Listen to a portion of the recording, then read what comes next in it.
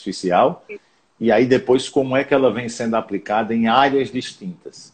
Nós temos uma profissional da educação, uma profissional da sociologia, profissionais do direito, né, e profissionais da indústria. E eles vão dizer em cada área o que é que já chegou para eles, qual é o impacto que eles já estão sentindo no dia a dia das profissões dele e o que é que eles projetam para os próximos anos, porque a mudança só começou, né? A gente está vendo os primeiros minutos dessa mudança, o que a gente achou na hora de organizar o curso, e a gente dá a primeira aula, né, de abertura, eu e Eduardo Magrano, nós estamos juntos na primeira aula, e a partir daí, cada um que a gente chama das verticais, né? Profissionais de saúde, profissionais... Um colega de saúde, inclusive, aqui da UEPB, viu? Da Paraíba, também está... o professor Eduardo Valadares, que está lá na Califórnia, no meio do Vale do Silício, né? Assim, levando expertise e trazendo também em relação ao que a gente faz aqui no NUTS, na UEPB. Então, saúde, indústria, direito. De novo, direito, eu tenho um paraibano no CARD, né, que é o doutor Otávio Paulo Neto, que é promotor aqui de justiça do GAECO, na Paraíba. Então, a ideia é trazer gente que já sofre impacto de inteligência artificial no dia a dia da sua profissão, para dizer o que é que chegou e o que vem. Né? Um curso muito prático mesmo. Espero que sim. É um curso muito, muito excelente aí, que vocês vão trazer aí no mês de maio, né? Exatamente, a partir do dia 11 de maio. Depois eu vou colocar também aqui no link. Talvez eu ver se eu coloco aqui o site do ITS Rio. Coloco o link aí, tá bom, nos comentários. Tá joia. Então, eu estava também vendo aqui algumas coisas. Hoje, a inteligência artificial e o futuro do direito de trabalho, isso é um tema que a gente vai tratar aqui. E é um tema muito importante. Cláudio aí, que entende muito dessa parte tecnológica, né? Ele faz parte de um grupo lá em Portugal, né, Cláudio? Isso, eu estou ligado à Fundação Ciência e Tecnologia, né, que é o equivalente, assim, como se fosse a CAPES, né, em Portugal. Desculpem aqui só porque eu não estou conseguindo escrever, mas enfim, depois eu vejo aqui. Eu faço parte sou pesquisador da Fundação Ciência e Tecnologia, que é o que equivale, Rafael, a CAPES, lá em Portugal, né? E esse grupo da Fundação Ciência e Tecnologia, há 4 anos, começou a financiar projetos, eles terminam inclusive esse ano, e esses projetos são exatamente projetos que tratam de inovação tecnológica para o cenário europeu e português. Era um projeto financiado, uma bolsa, e eu fui bolsista desse projeto ao longo desses últimos 4 anos. O meu projeto é exatamente aplicar inteligência artificial a medidas coercitivas, que já há diversas hipóteses em que as esferas de direitos da gente, as esferas de direitos e obrigações, são às vezes afetadas e às vezes completamente controladas por sistemas autônomos, já sem a intervenção humana, né? E aí a gente está fazendo esse mapa regulatório para Portugal, mas é muito difícil, Rafael. Isso acho que é uma das coisas que vale a pena a gente pontuar aqui. É muito difícil a gente mapear uma tendência e essa tendência existir num lugar só do mundo, nesse cenário de inovação. Normalmente as coisas acontecem no mundo inteiro, né? E o que acontece assim em um lugar, normalmente é inspiração para outra coisa também. Então, é um mundo mais global, né? Do que o que a gente está acostumado a ver. Muito bom. Então, vamos começar aí. O Vamos tema lá. de hoje é inteligência artificial e o futuro do direito de trabalho. Aí, o professor Cláudio Lucena, que vai falar um pouco o que devemos esperar do futuro do direito de trabalho aí com essa novas tecnologias, com a inteligência artificial, qual a dinâmica do trabalho no mundo em que acaba cada vez mais vezes assim intenso de tantos recursos, né, de automação que se reajusta cada dia mais e se repensa também diariamente em funções de tarefas diferentes de atividades. E a gente cada vez mais usando a tecnologia, principalmente nesses dias de pandemia, tendo em vista que está todo mundo em quarentena, então a gente acaba usufruindo muito da tecnologia, né? Para a gente São novos jogos. para que tudo fique mais agilizado. Pois é, eu acho que vale a pena a gente visitar Eu recebi uma visita aqui, Tá. né? Tá Tem bom. um estagiário Esse é aí. o novo Tem jogo. estagiário aqui. Esse é o novo jogo. Eu vou brincar com você depois, tá bom, meu amor? Esse é o novo jogo. Tá bem. Eu acho que vale a pena a gente definir, Rafaela, o que é, para a gente falar sobre o futuro do direito do trabalho. Duas coisas aqui. O que é inteligência artificial, né? E qual é o impacto dela, primeiro, antes no direito do trabalho, no trabalho. Né? Porque eu acho que é talvez a onda que mais afete o conceito, o objeto com o qual o direito do trabalho trabalha, né? Que é o trabalho. E inteligência artificial, nessas conversas que a gente vem tendo, e vem tendo muito, muito essa conversa sobre direito do trabalho.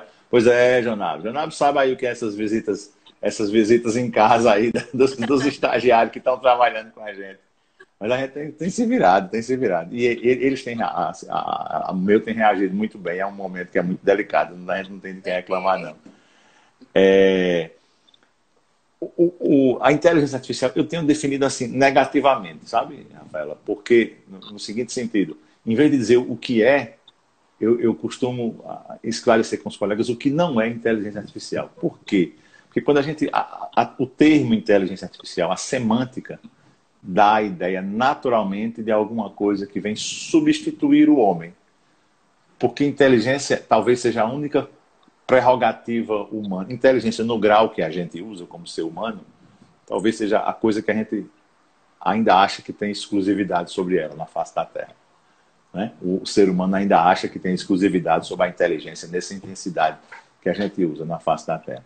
E quando você diz inteligência artificial, a expressão parece sugerir alguma coisa que vem para lhe substituir imediatamente. Né?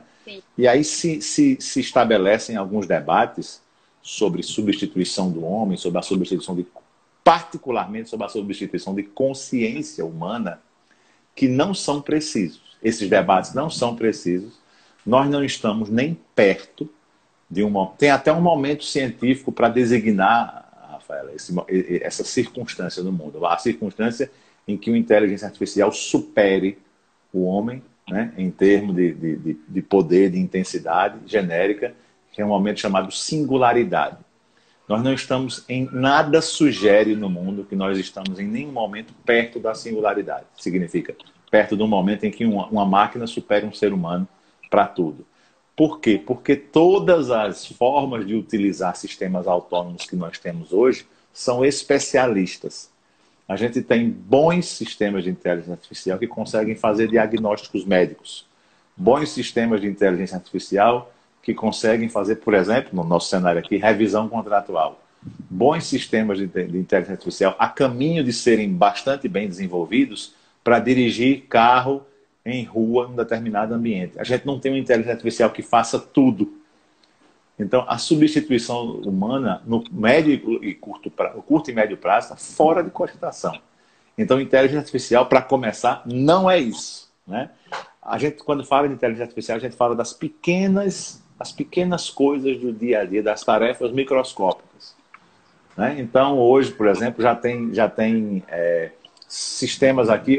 Quando eu estava em 2017 nos Estados Unidos, a gente via robôs nas ruas de Washington entregando comida. Washington é uma cidade cartesiana, toda cortadinha, assim, paralela, perpendicular. A coisa mais fácil do mundo é para um robô se locomover ali. É plana e cartesiana. Né? Mas eu já vi que agora, aqui no Brasil, já tem iniciativas de robôs terrestres entregando comida. Esse tipo de aplicação muito específica, de você botar um sanduíche dentro e dizer entregue no endereço tal, é uma coisa que a gente pode ver nos próximos anos sistemas autônomos com graus de autonomia diferentes conseguindo. Né? Substituição humana está fora de cogitação. A gente não fala nisso. E, portanto, a implicação para isso, para o trabalho e para o direito do trabalho, é que nós não estamos nem perto do dia em que a gente vai prescindir de pessoas humanas para fazer as coisas, né? Para desempenhar as atividades. A inteligência artificial, então, são graus de automação distintos, porque um sistema pode ser mais ou menos autônomo. Não é uma chave de liga e desliga, não, né? Não, isso aqui é automático, isso aqui não é. Grau de automação. Tem coisas que fazem automação em graus distintos. Essa onda específica que a gente está vivendo agora, gente, de inteligência artificial, é mais importante porque ela ficou mais ampla, mais profunda mais dinâmica e mais barata. Vou explicar rapidinho as quatro. Mais ampla, que eu digo assim, talvez seja a revolução que chegou a maior quantidade de atividades humanas. É muito difícil hoje a gente pensar numa atividade humana que não tenha sentido algum impacto de desenvolvimento de sistemas autônomos. O que aconteceu na agricultura, aconteceu na educação, aconteceu na indústria, aconteceu no comércio, aconteceu nos serviços, aconteceu no entretenimento, tudo. Todas as atividades humanas, horizontalmente. Depois, profundidade, porque não é uma mudança pequena. Tem áreas que foram significativamente impactadas com isso. Análise financeira, por exemplo, um sujeito que não tem acesso a essas ferramentas simplesmente não consegue mais trabalhar em condição de competitividade normal com o restante do mundo. Então mudou muito, mudou tudo, mudou muito. A dinâmica, uma questão muito óbvia, aí não foi a inteligência artificial, foi o próprio mundo digital que mudou a dinâmica de vida da gente. O tempo da gente é diferente. O tempo dessa geração, dos anos 2020 para frente, a noção de tempo é diferente mesmo. As coisas acontecem de uma forma mais rápida. Né? O fato da gente conseguir, por exemplo, trabalhar remotamente, e aí a história deu um pé no acelerador nesses meses. Talvez a gente veja, meus amigos, nesses próximos 6 meses de vida, uma aceleração de história que a gente até agora não tenha visto nos últimos 20 anos. Coisas que estavam batendo ali na porta para acontecer, telemedicina, capacitação, educação à distância, né? A diminuição, por exemplo, de deslocamento para reunião de trabalho, isso era uma coisa que estava batendo. Não é novo, não. Nada disso é novo. É que estava batendo na porta. Estava batendo na porta. Mas ali, a telemedicina bateu na porta, inclusive o ano passado, a regulamentação. Né? Aí bateu na porta, voltou. Aquela timidez, resistência natural do ser humano a uma mudança, né? Canário que, Luiz Gonzaga dizia, canário que muda a pena dói. Então, toda vez que a gente vai mudar, a gente fica um pouquinho resistente a essa mudança. Até acontecer um fenômeno global catalisador, que é o que a gente está vivendo agora. Isso é um pé no acelerador da história e a gente vai ver acontecerem em 2 ou 3 meses. Nós já vimos em 30 dias acontecer algumas mudanças que não aconteceriam em 10 anos. Mas isso vai continuar a acontecer porque o novo normal, né, depois disso, do ponto de vista econômico, social, contato físico, vai ser um novo normal diferente. E uma das componentes mais relevantes para essa mudança que a gente está vivendo e que ainda vai viver mais intensamente é tecnologia. E a inteligência artificial já vem sendo incorporada a várias dessas atividades humanas. Né? Então, inteligência artificial não é substituição do homem, por enquanto. A gente não está nem perto disso. Há um tema de estudo. Há esse tema de estudo. A singularidade é um tema de estudo científico. Tem, inclusive, um instituto chamado The Future of Life Institute, que está alocado na Universidade de Oxford, que tem um orçamento bilionário para estudar esse momento, que filosoficamente é muito importante para a humanidade. Né? Você dizer, já não preciso fazer nada, há um equipamento autônomo que faz para mim. Mas não é o nosso dia a dia. Isso é pesquisa remota. O nosso dia a dia... Eu vi que ainda utilizaram alguns robôs para substituir médicos, né? Fora do país. Daqui. Sim, sim. Acho que na telemedicina, talvez... essa pandemia do Covid, para que eles não pudessem pegar o vírus. Verdade. E eu acho que é um dos campos mais impactados, Rafaela, porque, primeiro, a gente já tem lugares onde a inteligência artificial chegou com mais impacto, tá certo? Às vezes o impacto ele é potencial e às vezes o impacto já é concreto. Na área de medicina, por exemplo, diagnóstico por imagem, tudo que envolve... E há várias áreas da medicina, né, que envolvem diagnóstico por imagem. Então, envolver o diagnóstico por imagem, a possibilidade da gente contar com uma revolução muito próxima disso é muito grande. Né? Mas veja só, os destinos dessa revolução a gente vai escolher. Os destinos dessa revolução a gente vai escolher. Qual é o plano da medicina? E a gente precisa ter um projeto de vida, de sociedade para isso. Porque a inteligência artificial tem avançado fundamentalmente por aplicações industriais e comerciais. Então, se a gente deixar só a indústria conduzir essa revolução, a indústria vai conduzir no sentido que a gente já conhece. Vai desenvolver uma plataforma, que essa plataforma tenha custos baixos, escala, aplicação muito ampla, pouca responsabilidade civil e fazer dinheiro em cima dessa plataforma. Certo? Outra possibilidade é a gente usar essas funcionalidades de tecnologia avançada para uma coisa, por exemplo, que a gente tem tentado muito como sociedade nos últimos anos e não tem conseguido: democratizar o acesso à saúde.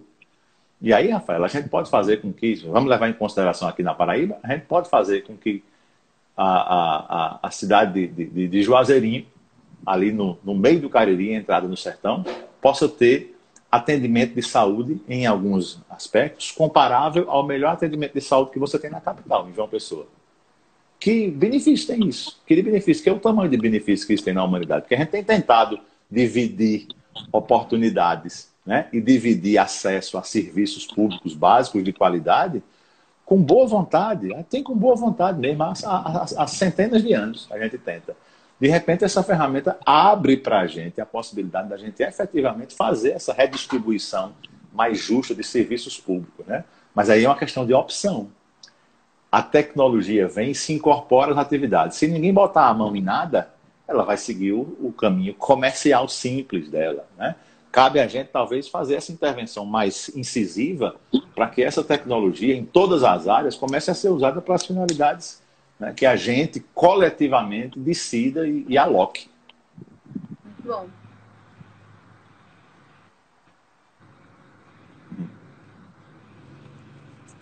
E aí, qual é a interferência da inteligência artificial para o futuro do direito do trabalho? O que é que você diz sobre isso? Bem, olha, se você levar em consideração que o trabalho está sofrendo essas mutações que a gente comentou, né? O trabalho está se transformando e está se transformando nessa direção de mais automação, algumas das características básicas que a gente examina num processo judicial do trabalho, né, no contencioso trabalhista, algumas dessas características vão se transformar de um jeito que a gente dificilmente vai reconhecê-la como ela é, né? O trabalho, de novo, o trabalho não. Né? O trabalho não deixa de existir. Significa dizer, se o trabalho não deixa de existir, a gente continua tendo a necessidade de protegê-lo como bem, como interesse humano, e eu imagino que a gente não perca esse interesse em proteger o trabalho, né, como interesse humano nem tão cedo na história da humanidade. Agora, esse trabalho não é... Aqui há, de novo, 3 características importantes. Esse trabalho não sim, ele muda, né? Ele é diferente. Ele não estará distribuído. A gente está falando de problemas globais aqui, não tem jeito. Ele não estará distribuído de forma equitativa ao longo do mundo inteiro. Então, nós aqui vamos seguramente olhar para regiões que vão ter mais privilégio e que vão ter até talvez surtos de nova empregabilidade, em contraponto a outras regiões que vão, sim, né, sofrer desemprego.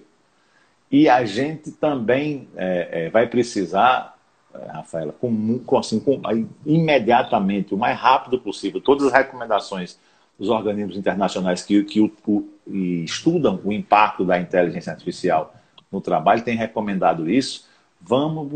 Precisamos buscar requalificar a força de trabalho que a gente tem nesses países, mas muito rápido e muito intensamente. E no sul global, onde nós estamos, né? O sul global é uma noção geopolítica, não é geográfica simplesmente, não, né? Mas o sul global, particularmente, precisa trabalhar muito na requalificação dos seus profissionais, porque essa redistribuição de posições de trabalho não vai ser igual, não vai ser justa, e sim, nós vamos ter empregos atacados aí em relação com a vinda, né, da inteligência artificial. A Austrália, Rafaela, faz um estudo em 2018 para 2019, dando conta de que a Austrália tem uma indústria muito forte de transportes rodoviários, um sindicato de caminhoneiros muito forte, e caminhoneiros também cruzando um país enorme como é, né, a Austrália. Muito do transporte de cargas depende de motoristas. A Austrália estima que algo em torno de 11 a 12% da força de trabalho do país esteja no transporte por caminhões ou esteja relacionado de alguma forma indiretamente ao transporte de caminhões. E eles imaginam que muito desse mercado, se a gente projetar aí que em 10 anos veículos autônomos já estão maduros o suficiente, né, para começarem a transitar nas estradas, e acho que é um país onde eles podem começar a transitar rápido, porque são estradas relativamente de boa qualidade, bem conservadas. O impacto disso na força de trabalho é muito grande, né? Então, é preciso a gente talvez começar a olhar para instâncias como essa e começar a entender como é que a gente vai sair da proteção, digamos, seletista básica da proteção a condições de trabalho e começar a pensar em como é que a gente... O exercício do trabalho, que é o que a CLT vai atrás, né? A CLT protege o exercício. A CLT e todos os quadros regulatórios de proteção ao trabalho no mundo inteiro protegem as condições de trabalho. A gente talvez tenha que dar um passo atrás, Rafael, e olhar para o direito do trabalho como uma instância de proteção das posições de trabalho em si, ou das pessoas, talvez. Para quem gosta do Yuval Noah Harari, né, um dos gurus da atualidade, que é o autor de Sapiens, Homo Deus, 21 lições, 21 lições para o século XXI. O Harari estuda também, é um historiador, eu digo que é um historiador do futuro, né? É um sujeito que estuda história, mas para projetar o futuro da humanidade tem vendido milhões de livros nesse sentido. Ele tem uma abordagem interessante para isso, em relação ao trabalho, que ele diz, olha, se a gente vai atrás, se a gente for atrás como humanidade, de proteger os postos de trabalho como eles existem hoje, que isso é uma preocupação também do direito do trabalho, né? Preservar as funções, porque há no trabalho. A gente não entende o trabalho só como um direito, né? A sociedade ocidental, do jeito que a gente conhece, não entende o trabalho só como um dever, né? Nem uma obrigação. A gente entende o trabalho como um direito, um espaço de realização de dignidade humana. Mas ele disse, a gente olha para essa função de trabalho, simplesmente uma função de pressuposto de trabalho, e quer protegê-lo como ele existe hoje, essa guerra está perdida. Está perdida. Porque a onda de automação que vem não vai respeitar a ideia de valor humano no trabalho que a gente tem. Talvez a gente tenha que olhar para um jeito de proteger as pessoas que exercem esses trabalhos. Esse modelo a gente ainda não tem, mas eu acho que essa passa a ser uma função primordial do direito de trabalho e não dá para pensar essa função, Rafaela, no meio do furacão. A gente não vai conseguir se houver a crise sanitária que a gente está vivendo hoje. Se essa crise sanitária acontecer no direito do trabalho nos próximos anos, a gente não vai conseguir sair dela no meio. E é por isso que é importante a gente fazer essa discussão agora, né? O que é que vem? Quais são as tendências de automação aí? Quando essa automação chegar, por exemplo, nas ruas, nos carros, quanto hoje de postos de emprego a gente tem relacionado no Brasil, relacionados a transporte de passageiros, aplicativos, caminhões e ônibus interurbanos, interestaduais? Quanto a gente tem disso? Qual é o impacto disso? Se a automação nos veículos chegasse daqui a 3 anos no Brasil, que tamanho era o problema que a gente tinha em relação à posta de trabalho? A gente não tem essa resposta, a rigor a gente nem faz essa pergunta. A gente nem faz essa pergunta, e são perguntas importantes. E a gente tem que fazer isso para cada setor. Onde é que a automação está mais perto de revolucionar o setor? É no transporte? É no serviço? É no mercado financeiro? É na educação? Quem é que está mais suscetível?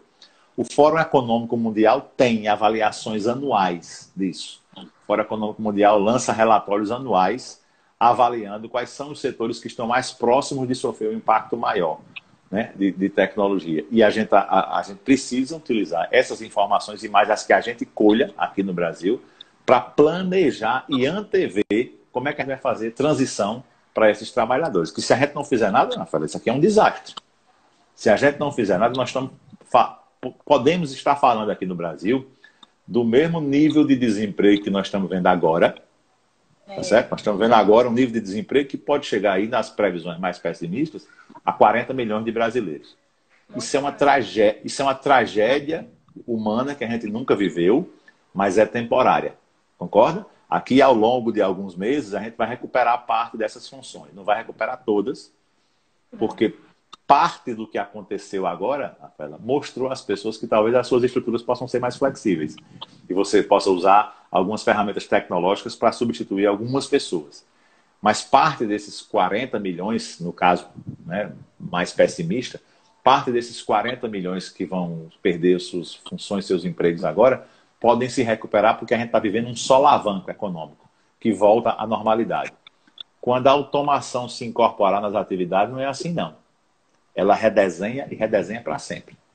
a atividade. Então, para esse solavanco que a gente está vivendo aqui, a gente consegue sobreviver. Ah, e Paloma da Placa-Mãe, minha amiga pernambucana, está aqui com a gente, ó, e está colocando aqui que diz que seja vários outros problemas sociais. Sim, exato. Né? Estou de acordo, Paloma. Essa alteração no panorama do que é o trabalho, de como a gente protege o trabalho, a gente precisa planejar ela com uma antecedência. Se a crise acontecer e a gente não tiver tomado providência nenhuma, Rafaela, a gente não reajusta políticas em 3 semanas, a gente não retreina pessoas em 3 semanas, a gente não redireciona a carreira em 3 semanas. Tudo que a gente está fazendo de emergência aqui pode ser um ótimo teste de ensaio, né? Um balão de ensaio para aquilo que a gente deveria tomar de providência em relação à automação de funções de trabalho, né? Essas dicas aí são muito boas para os empresários, principalmente, né? Você acha que eles vão necessitar de um marketing melhor para que eles possam ter novas ideias para implementar agora nesse novo mercado que eles vão ter que reformar, né? Vão. Tem muita iniciativa, viu, Rafael? Tem muita iniciativa gratuita, inclusive, de formação e de capacitação. E a gente tem visto assim algumas coisas. Esse momento é de emergência. Então, tudo que a gente fizer agora de experiência está valendo. Tudo que a gente fizer de experiência e assim, o marketing das grandes empresas, o que vai para a televisão tradicional, tem sido muito incisivo nisso, né? De dizer, olha, nós vamos inclusive errar nas medidas que a gente vai tomar agora. A gente só vai precisa agir. Testar, deu errado, a gente faz de novo. Tem muita gente pregando uma tolerância maior ao erro nesse momento. E eu acho que é justo. Porque pior do que cometer um erro agora é ficar sem fazer nada, né? Mas assim, de novo, é um momento de emergência. Mas esse momento de emergência, por ser um acelerador da história, por fazer a gente viver aqui talvez 20 anos em 3 ou 4 meses, é a oportunidade para a gente testar, é a oportunidade para a gente fazer experiências. Tem muitos bons seminários acontecendo que podem ajudar ao empreendedor pequeno. Não é o grande não, porque o grande tem um projeto de transformação digital quando já não está completamente digital, né? Aí há grandes plataformas, aliás, há grandes plataformas que já nasceram digitais. E elas estão digitais e estão funcionando muito bem. Você olha o grande varejo norte-americano, o modelo de grande varejo norte-americano, baseado em grandes lojas como a Amazon, o impacto não é significativo. E se for, numa escala muito grande, a empresa que se recupera, tem muita condição de se recuperar. O pequeno empreendedor no Brasil e no restante do mundo, que ainda não fez o planejamento da sua transformação digital, esse está sofrendo. E esse, Rafael, poderia sofrer menos se a gente tivesse feito aquele planejamento, né? Se a gente tivesse dado a ele ferramentas, canais, explicado melhor como essa tecnologia funciona, para agora, nesse momento, o sujeito ter um plano B. Porque agora ele vai ter que desenhar e executar o plano B, que era uma coisa que ele já podia vir fazendo, né? Mas há muitas iniciativas que estão, mesmo agora, induzindo e auxiliando o pequeno empreendedor para ele caminhar no sentido dessa transformação digital, porque ele preserva o negócio dele e preserva os empregos, né? Preserva os trabalhos também, o trabalho que ele oferece. O professor Jonado perguntando se eu defendo aqui, Rafael, um marco legal para o mercado de trabalho. Qual é o papel dos sindicatos nesse modelo? Jonado, eu defendo sim, porque eu acho que vai haver características nesse novo... Eu acho que um dos elementos, para ser bem prático e bem objetivo, um dos elementos que vai ficar, já tem ficado para vocês que trabalham nessa área de direito, eu trabalho há muito tempo, muito diferente, já é uma coisa que tem ficado muito diferente, mas vai ficar ainda mais, que é a figura da subordinação hierárquica. A figura da subordinação hierárquica, ela continua sendo comum, como a gente conhece em algumas atividades, mas em outras atividades distintas, a subordinação hierárquica se disfarça de um jeito que vai ficar cada vez mais difícil você identificar esse elemento. Essa é a mesma subordinação hierárquica que a gente vai querer para os próximos 20 ou 30 anos de modelo para reconhecimento de relações de trabalho no Brasil? É muito difícil que seja essa mesma circunstância, né? Professor Francisco Barbosa de Assis Júnior, que é juiz nosso do trabalho aqui no TRT da 13ª região e um bom amigo, eu acho que tem aqui, pronto, não tinha programado não, mas por acaso está aqui na mão. É a tese, né? É a tese de Chico? Pronto. É a tese de Chico, essa reforma, Jonab, do direito do trabalho. E aqui, isso aqui é um ensaiozinho pequeno que ele fez de doação para a gente na UEPB e eu levo para os alunos trabalharem com esse tema no curso. Aqui o Chico faz uma análise sobre essa economia do compartilhamento e as repercussões disso para o direito do trabalho. Então, e é juiz do trabalho, quer dizer, é uma pessoa que vive essa realidade todos os dias. Eu não sei se para todo o trabalho, eu acho que a gente podia pensar numa transição gradual. A atividade é uma atividade que sofreu até agora pouco impacto da revolução industrial, da revolução digital, porque se ela sofreu um impacto pequeno até agora, talvez a gente consiga manter ela sem grandes alterações, inclusive em relação à participação do sindicato no modelo. É indústria com chão de fábrica, que ainda envolve presença física maciça, que não envolve muito impacto de tecnologia. Eu acho que a gente pode deixar essa atividade sem mexer agora. Agora, o que eu faria imediatamente eram experimentos. Pegar um pequeno nicho, onde a revolução digital já impactou muito, e começar a fazer análises jurídicas diferentes, inclusive repensando o papel das entidades sindicais, em como é que a gente vai regular esse setor aqui para frente. Onde tem, porque, por exemplo, é possível, na indústria a gente sabe que há trabalhadores muito mais vulneráveis do que em um outro campo onde a atividade semântica é mais especializada. Né? Talvez a gente precise do mesmo grau de proteção, é preciso a lei exercer o mesmo grau de proteção do trabalhador nos dois ambientes, nos dois aspectos. A resposta para isso era sim, ao longo dos últimos anos era sim, ninguém fazia distinção em relação a isso. Continua fazendo sentido, a gente talvez precise perder a vergonha de fazer algumas perguntas que quebram tabus, né? E a proteção do trabalhador é um grande marco no Brasil, a gente não pode simplesmente abrir mão dela, né? Mas é uma realidade que a gente precisa enfrentar. Se a gente começasse fazendo experiências setoriais, Jonab, com trabalhadores que a gente soubesse pela sua própria condição pessoal,